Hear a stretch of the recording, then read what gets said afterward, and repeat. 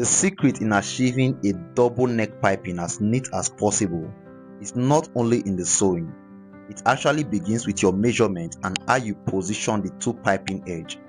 Let me show you how I did it. The first thing you want to do is to fold your stay into two. So for this video I'll be using this collar stay, and then you put your front panel on it. So this is the front panel of the shirt. Arrange it on top the collar stay like this, and then you use a pencil to draw the line. So this is the neckline right here. I'm using a pencil to trace out the line. After tracing out the lines and the shoulder line, you're going to remove it. Then on the collar stay, you are going to mark 1 inch or 0.75 inches. In my case, I'm using 1 inch. So you mark 1 inch across like this, all the way to the beginning. After marking it, you are then going to connect it together. Make sure it's well connected and everywhere is equal. If you are new to this channel, please hit the subscribe button, hit the like button, and also share this video to other tailors who will benefit from it. After marking it, you are then going to cut it out. So this means cutting it out and then tracing out the lines which I have marked. After cutting the first part, you're also going to cut out the second part right here in order to have your 1 inch for the roundness.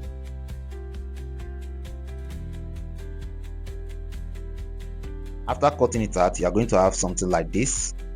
So you keep it aside, and then we'll bring the fabrics. So this is the fabric you are going to use for the neck piping. We are going to cut it diagonally. So we arrange it like this, and then you iron. After ironing, you mark 1 inch. Mark 1 inch across the material like this, and then you cut. You can also connect the lines together with your ruler, but in my case I'm just going to cut. So after cutting it out like this,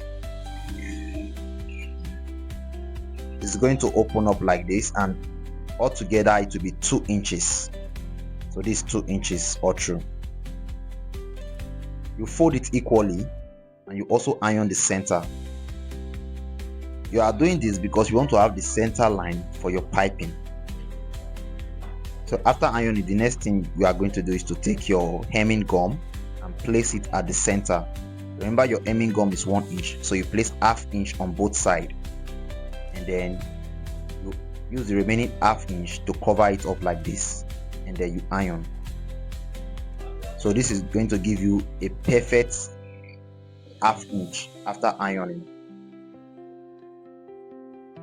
So after doing this, you are going to turn it over again in order to have that ½ inch, and you make sure the back side is a little bit wider than the front part.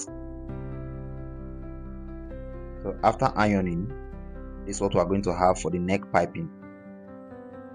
We'll keep this aside. You can see this is ½ inch, and you remember the other one that we cut, the collar stay, is 1 inch. So we're going to keep this aside now, and then bring out the remaining fabrics like this,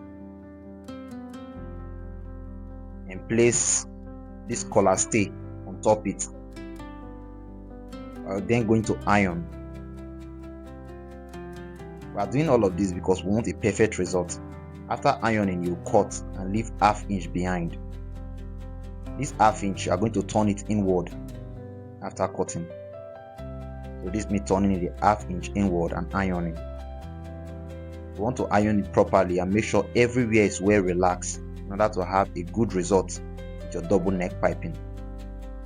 Then after ironing, you're also going to put your hemming gum in order to make the excess part to be well folded in and not to add to your neck piping while sewing. If you've watched to this extent, don't forget to hit the subscribe button, hit the like button, and also share this video to other tailors who will benefit from it. So after ironing the edge, we are going to cut it to the point of the collar stay at the front part. So this means cutting it off, trimming out the excess, and and making sure the only thing we have is the 1 inch, just like this. So now we're going to bring back our front panel of the shirt and then iron the center line. Also fold the piping like this and then iron the center line too.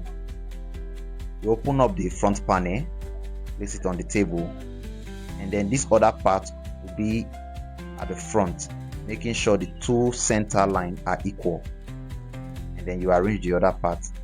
After that, we're then going to use the hemming gum on it. We're going to put the hemming gum under and then iron it properly. We are doing this because we want the neck piping to be well relaxed and to be equal. So this means gumming the front panel together with the front side of the neck piping.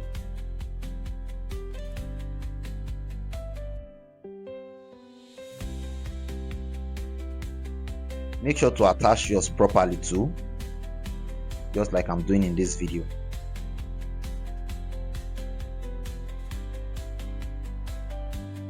After ironing, this is what you have. So move to the sewing machine and then sew the edge properly. And then after sewing the edge, you can see the stitch on the edge like this. So this is the result after sewing the edge. Now we're going to join it to the back panel of the shirt. So joining the two shoulder level together. After joining this part, you also join the other part of the shoulder, and then you have this as the result. The next thing you're going to do is to trace the center line right here, and then you cut the center line from the neck region. So this me cutting it, and then your neck piping, this is the second neck piping right here, will be on it. So let's move to the sewing machine. We arrange it properly, making sure it's well fitted, and then we sew. So you are going to sew it round. As you are sewing, always arrange your neck piping in order to have a perfect result. So this is just to give you an illusion that is double neck piping, but it's not actually a double neck piping if you look closely. So you are going to sew, keep arranging it to have perfect results as you sew. If you are new to tailoring and you wish to master the art of tailoring and sew your very first outfit within 7 days, then do well to join my masterclass, which I'm posting on Telegram. The fee is just 5,000 naira, and the link to that class will be in the description box and in the comment section. So do well to join the class. After joining the neck piping, you are going to stitch the top too. So this means stitching this very top of the neck piping. And once you are done, you have this as the result, and then you iron it properly. So because it's white and I don't want the stain to be too much, I'm going to place the ironing pieces on it, and then you iron it, and this will be your final look after ironing. If you enjoyed this video, don't forget to click on this other video showing up here so that you can enjoy more from the channel, and also hit the subscribe button and drop a comment.